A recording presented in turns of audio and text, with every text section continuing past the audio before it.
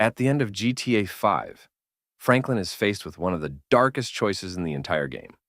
Take out Trevor, kill Michael, or stand against the FIB and Devin Weston by choosing Death Wish. On the surface, it feels like a typical pick your ending moment. But if we dive into the lore, we see that Franklin's choice is about more than loyalty. It's about how Los Santos uses people and discards them when they're no longer useful. Let's start with Trevor. Trevor is chaos personified, and throughout the story, Franklin sees firsthand how unpredictable and dangerous he can be. Trevor kills without hesitation, openly mocks the FIB, and leaves trails of destruction that put everyone at risk. To the FIB and to Weston, Trevor isn't just a liability. He's a bomb waiting to go off. So when they pressure Franklin to take him out, it's not about morality. It's about cleaning up a loose end. Franklin killing Trevor would symbolize him fully submitting to the system, proving that he's willing to eliminate even the people who helped him rise if it keeps the powerful happy. But then, there's Michael. Franklin's relationship with Michael is complicated. Michael becomes a mentor, almost a father figure, teaching Franklin how to think big, how to pull off high-stakes jobs, how to see himself as more than just a Grove Street hustler. But Franklin also sees Michael's flaws. He's selfish, manipulative, and constantly torn between wanting a normal family life and craving the thrill of crime. By the time Franklin is ordered to kill Michael, the idea isn't about eliminating chaos like with Trevor. It's about cutting ties with the old guard. Michael represents a man trying to straddle two worlds, the criminal underworld and the illusion of suburban success. Killing him would be a way for Franklin to fully separate himself from the past, stepping into the role of a cleaner, more efficient kind of criminal. Here's where it gets interesting, though. Rockstar could have simply made this a story about Franklin's loyalty. Pick Trevor if you're more attached to him, or Michael if you trust Trevor more. But the deeper meaning is that Franklin himself is being tested by forces bigger than him. Both the FIB and Devin Weston see Franklin as the perfect pawn. He's smart, ambitious, and desperate to prove himself, but still new enough to the game that they think they can manipulate him. The choice isn't really about Trevor or Michael. It's about whether Franklin will allow himself to be absorbed into the system, following orders no matter how cruel, or whether he'll finally stand up for himself and reject the false sense of power they offer. That's why the Death Wish ending isn't just the true ending, because it keeps all three characters alive. It's because it's the only ending where Franklin actually makes his own decision. Instead of killing Trevor or Michael to keep the corrupt, powerful happy, Franklin chooses to fight back, to reject being the pawn, and to carve out his own destiny. It's the first moment in the game where Franklin's story feels complete. He stops being the rookie looking for guidance and becomes the one willing to lead. But think about this.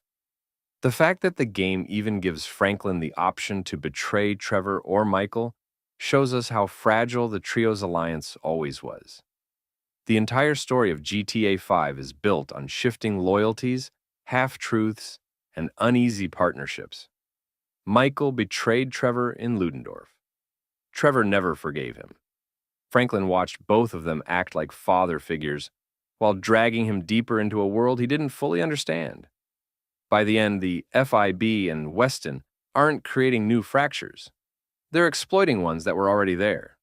So, when Franklin is given the choice, it's not about good versus evil, or right versus wrong. It's about whether he'll give in to the same cycle of betrayal that shaped Michael and Trevor's lives, or whether he'll break free from it. Killing Trevor is choosing order over chaos. Killing Michael is choosing ambition over loyalty. But choosing Death Wish? That's Franklin choosing to finally take control of his own story and refusing to let Los Santos write it for him. And that's what makes Franklin's choice so powerful. It's not about whether Trevor or Michael deserve to die. It's about whether Franklin will repeat the mistakes of the past, or finally carve out a future that belongs to him. Clinton's story in Grand Theft Auto 5 has always been seen as the tale of a man trying to better himself. Someone who wants out of the hood life and into something legitimate. But what's often overlooked is that Franklin's biggest flaw isn't where he came from. It's that he never really knew who he was supposed to become. His entire arc is built around identity, and how chasing success without a purpose can leave someone more lost than when they started. When we first meet Franklin, he's repossessing cars for a corrupt dealership and living with his best friend Lamar in South Los Santos. He's clearly smarter and more ambitious than the people around him, but he's also frustrated. He sees opportunity as something that only other people get, not someone like him. That's what makes his first encounter with Michael DeSanta so important. Franklin doesn't just see Michael as a mentor, he sees him as a glimpse of what he could become. Rich, respected, powerful. But that dream comes with strings, and Franklin never truly realizes that until it's too late.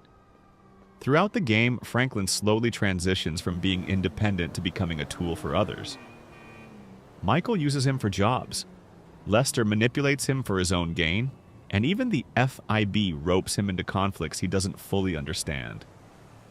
For a man who wanted to be his own boss, Franklin spends most of the game following orders. It's ironic because he starts out criticizing Lamar for staying stuck in the hood, but Franklin himself ends up trapped, just in a more luxurious kind of prison. What makes Franklin's journey even more interesting is how isolated he becomes by the end of GTA 5.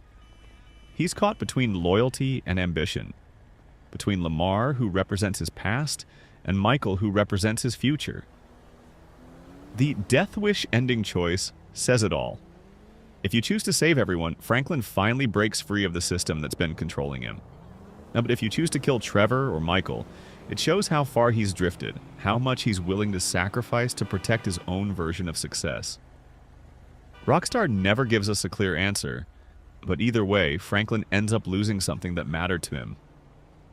After the events of the story, the little we know about Franklin's life suggests that he becomes wealthy and successful, possibly running a legitimate business. But wealth doesn't necessarily mean peace. The contrast between his huge mansion in Vinewood Hills and the humble streets of Strawberry highlights how disconnected he's become from his roots. He got everything he ever wanted, but maybe at the cost of his own authenticity. In many ways, Franklin represents a modern tragedy. He's the embodiment of the American dream. Work hard, climb up, and you'll make it out. But in Los Santos, success comes with a price. He may have left the hood, but he didn't escape the system. The same corruption that runs the city now runs through him, just dressed in better clothes and driving faster cars. Franklin's story isn't about becoming rich. It's about realizing that power in Los Santos always comes with a leash. And by the time he notices who's holding it, it's already too late.